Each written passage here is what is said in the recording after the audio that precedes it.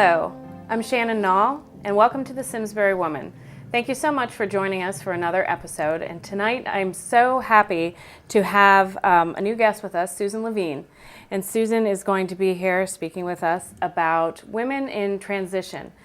And we are always in transition throughout our entire lives. But Susan is going to share with us about different aspects of women in transition throughout our lives, the different ways that take shape, how we can adjust to that, and certainly some of the issues that come along with transition in a perpetual state of transition as we are. So first of all, tell us a little bit about what you do. Women Reshaping Lives. And that is your website as well. Yes, it is. So tell us a little bit about that. Start there.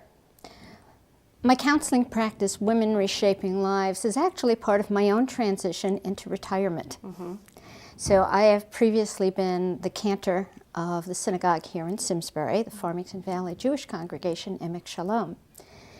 And so my journey into counseling was part of that body of work.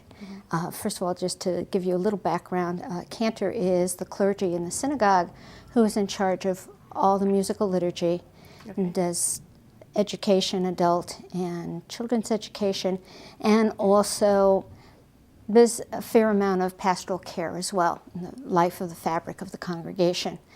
And so a number of years ago, as congregants were approaching me with their problems, I wanted to be able to respond from a body of training and knowledge.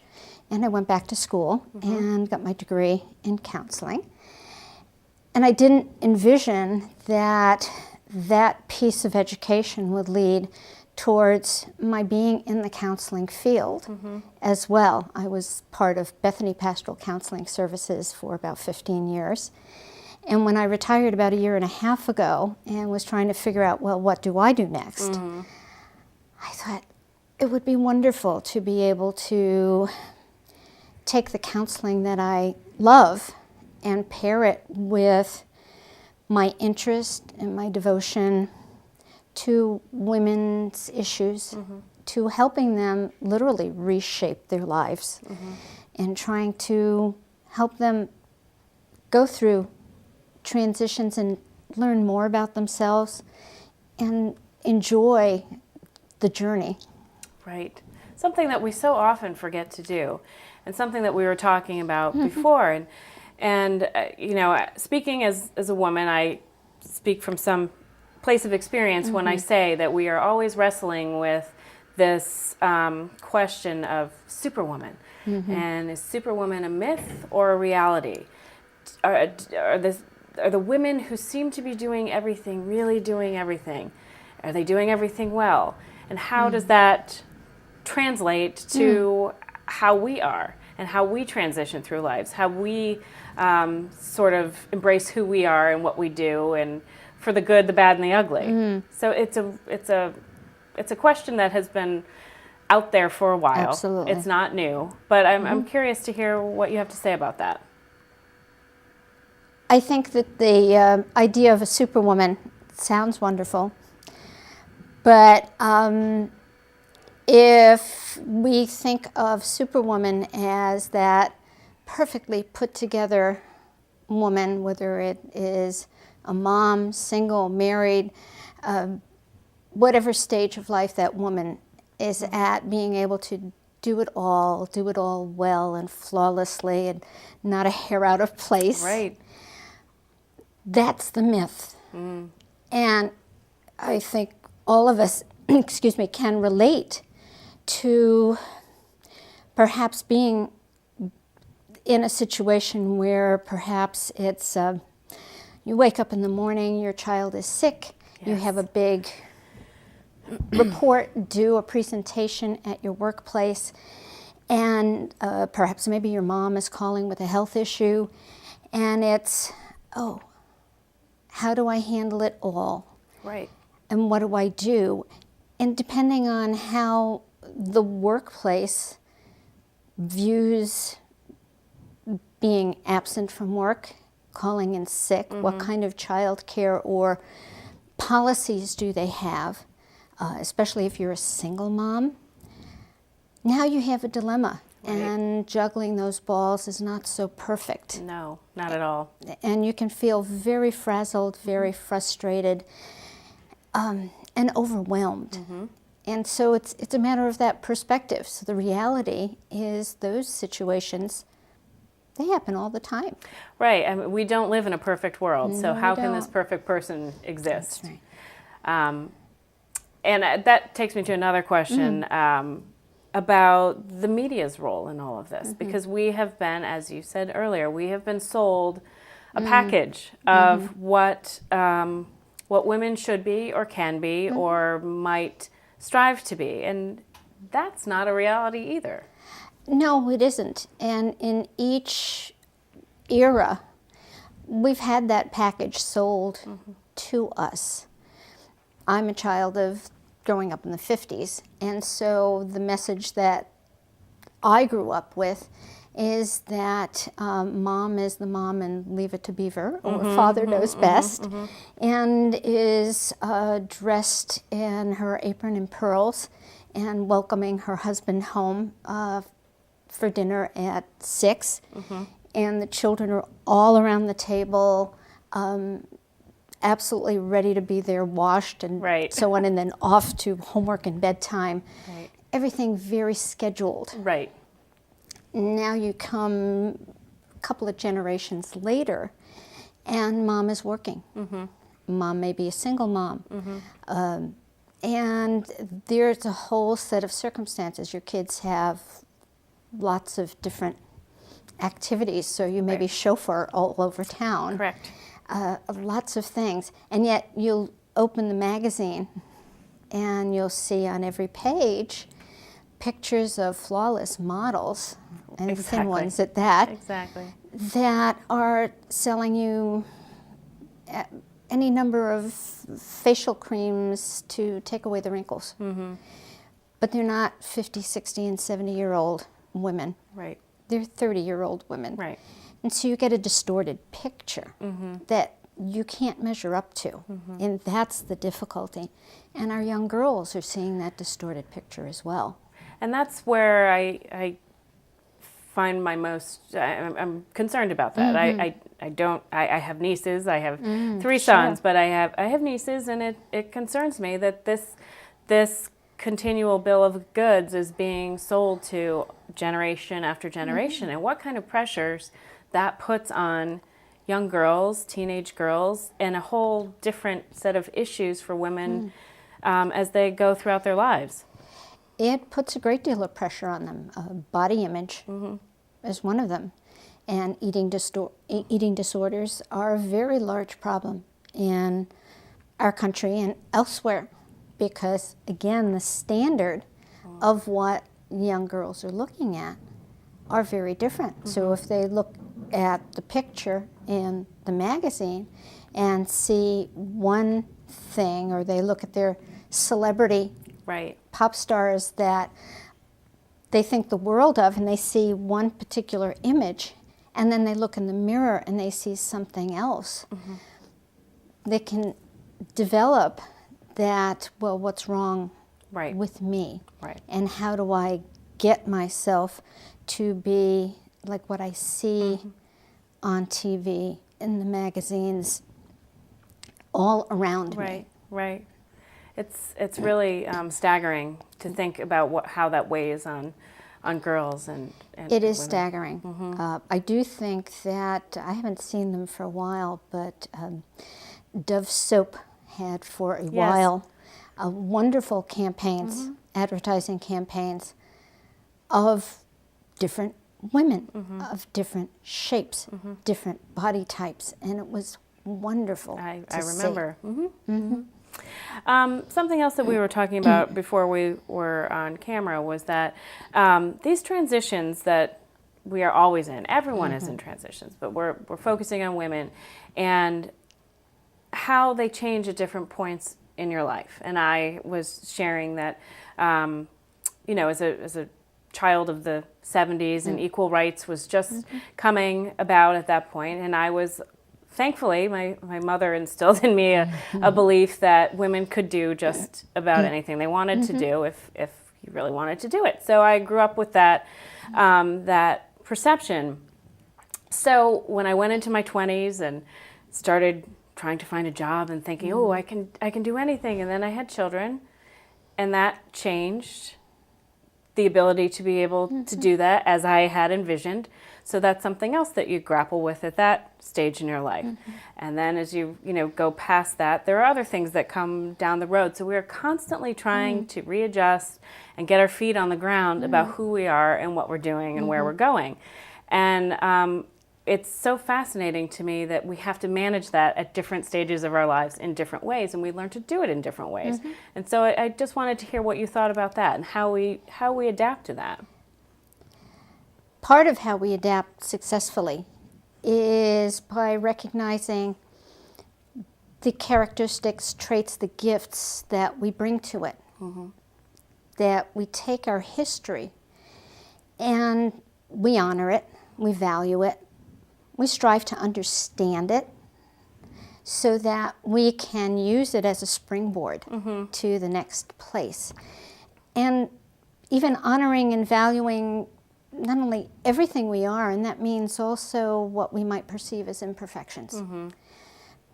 Because one of the traps is trying to stay with that perfect ideal. This idea of I've got to be perfect kind of sets each and every one of us up so that if we don't measure up to that standard, we talked about it. What's the matter with me? Right. What did I do wrong? And you might feel guilty and not good about yourself. And so getting through transition successfully and finding that authentic place that you want to be is really honoring who you are, knowing who you are, and becoming your own best friend. And that, I would imagine, takes a lot of doing. It does. So to speak. I don't have a technical term for that, but you know what, I don't think there is. Okay, just a lot of doing. It does take, it takes a lot of doing. It takes a lot of determination and saying, if this is what I want for myself, if I want to live authentically and joyfully, what's my part in that? And recognizing what that is. And knowing that, okay, there are some stumbling blocks here for me, whether they're outside stumbling blocks or inner stumbling blocks. And how do I deal with that? Gathering your support system around you. Friends, family, those people who cheer you on and who can feed back to you in a loving and honest way of, wow, look at what you're doing. Isn't that great? Or have you tried this? Or have you thought about this? All wonderful things. It can be difficult these days because we don't live necessarily near family. I grew up with my extended family all around me. But my children grew up without their extended family all around them. And they were at a distance, and now my children, my sons, live not that far away, but far away enough that I'm not right in the neighborhood. And that makes a difference. That adds a whole different dynamic to what you define as your support system. It does. And so finding that and seeing it as a journey, that it can have its excitement and fun as well as all of the angst that we associate with change and transition. It doesn't have to be all one way or the other. No, and it can't be. No. That would be very difficult. And sometimes it is for women who view it that way. And I would imagine that part of this, I'm speculating, but going by what you're saying, and part of this accepting the parts of us that are not perfect. Also, it's important to accept, in doing that, I would imagine that you can start to accept the things in others that are not perfect, or the things that you don't want to be a part of who you are, who will define that support system, for instance. Just because we hear this all the time, just because people are technically family doesn't mean that they are the best support that you have. But that's kind of an interesting evolution. It is. I think that gravitating towards the people and places and circumstances that fill you up with a sense of well-being. Right. Physical, emotional, spiritual. That's very important, and knowing how to distinguish that. Correct. And it also makes you much more understanding, you're right, of what other people might be going through. Sometimes we might be in the midst of a situation and react to it without having an understanding of what the other person is going through. Right. Someone had a bad day. Right. Or heard bad news right before your interaction with them. I think, unfortunately, today I find that we're not as used to hearing nice things from other people. Yes, I would venture to guess you are correct on that front, on that unfortunate note. Yes.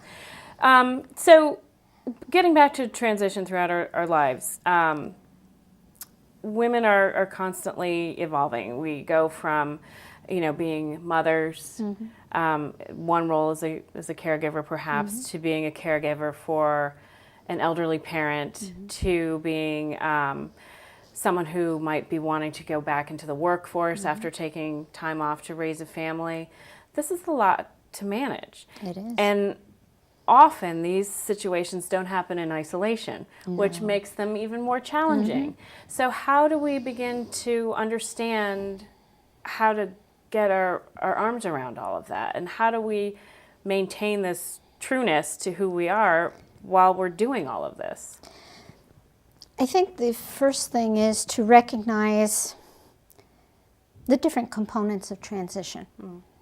That transition certainly is about change. You're going from one place to the next, but you don't know where that next place is. It's like you just started out on a road trip and you have no idea where you're going. But before you can get to wherever you're going to land, you have to recognize where you've been. And we talked about that in terms of knowing oneself. It's also about recognizing whatever losses in letting go of that might be involved in this journey. So that if it's retirement, if someone is retiring, it's, how do I look at myself? What happens to my identity now that it is that my work identity is no longer there? If it's an empty nester mom, how do I look at my identity with the kids out of the house? If it's a new mom, how do I look at my identity as taking care of an infant? And you can see how it changes with these different scenarios. But the sense of, first of all, the change, but the sense of loss is the common denominator. From there, it's letting go. Right. How do you let go of that and say, okay, this is what I did, but this is where I am now. Being in that moment. Being in that moment. And that's a very challenging thing, is to be in that moment and to know in that moment you're kind of in a transition. You're treading water. Absolutely. You're treading water. You can feel quite lost. Right. And you just kind of saying, okay, I'm treading water, trying to figure it out until I can doggy paddle to the other side, to wherever it is. Exactly. And it's using those resources we talked about, all of those resources. Patience, having some forgiveness for yourself, because So hard. it is very hard. Having very hard. Having that sense of forgiveness, and also maintaining a sense of hopefulness that, oh, yeah, I know there's going to be something, that new thing, whatever it is going to be coming, and that I have a choice.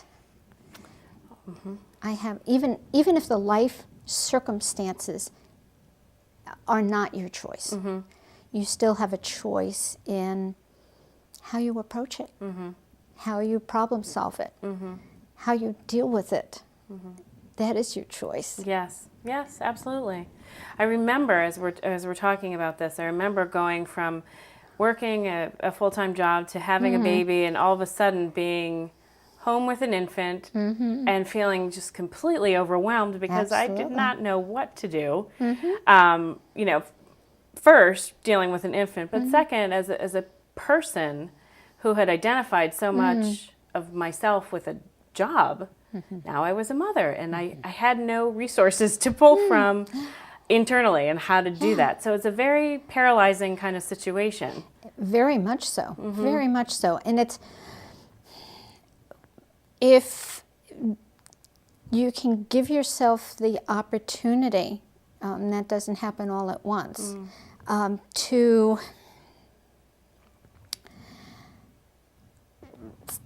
see if you can put some of the brakes on that paralysis.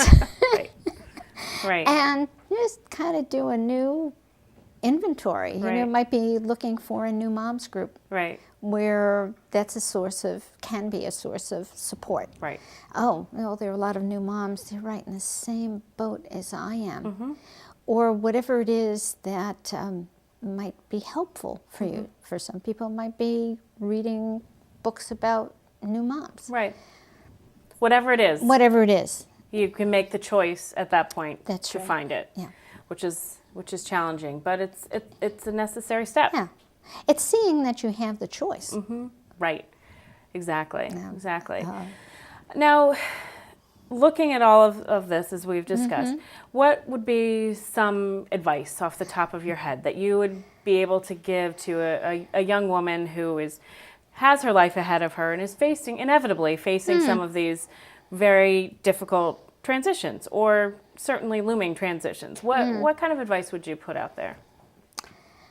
I think the first advice I would say is start from a foundation of knowing and celebrating yourself. And when you can create that for yourself,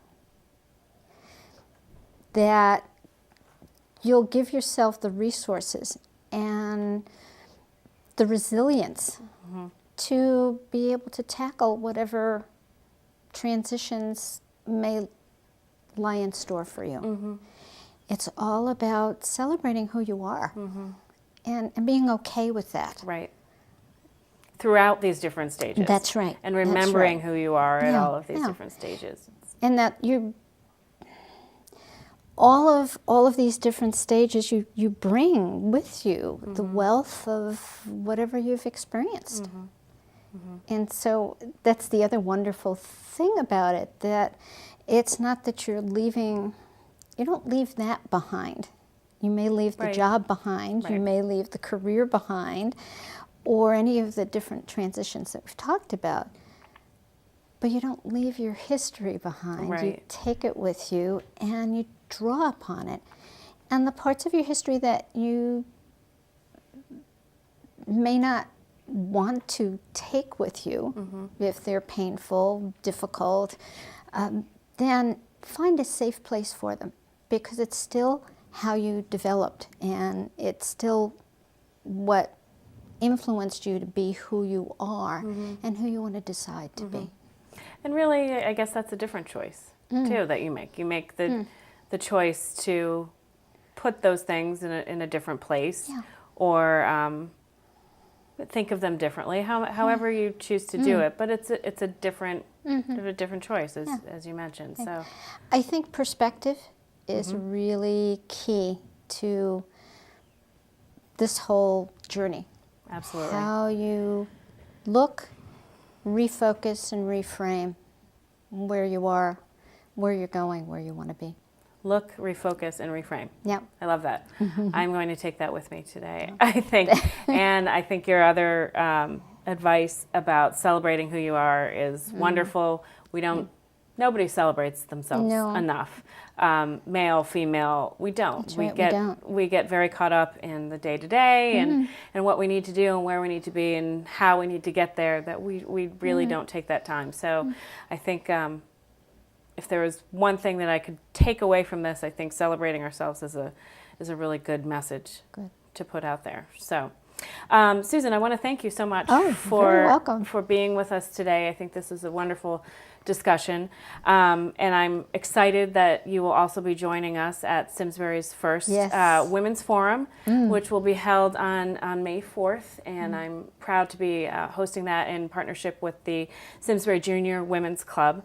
I'm looking forward to how that day unfolds, and I'm looking forward to having you join us. I think I'm thrilled to being there, and it's been wonderful being with you today and having such a great discussion. Thank you. Thank you so much for sharing everything with us. This has been another edition of the Simsbury Woman. Please continue to join us and share your comments wherever you can. I'd love to hear from you. Thank you.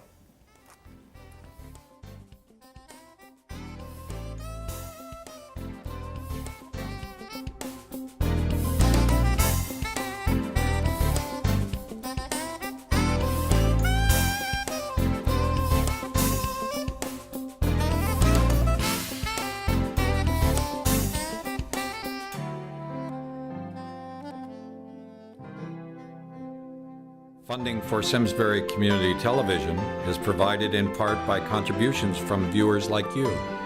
Thank you.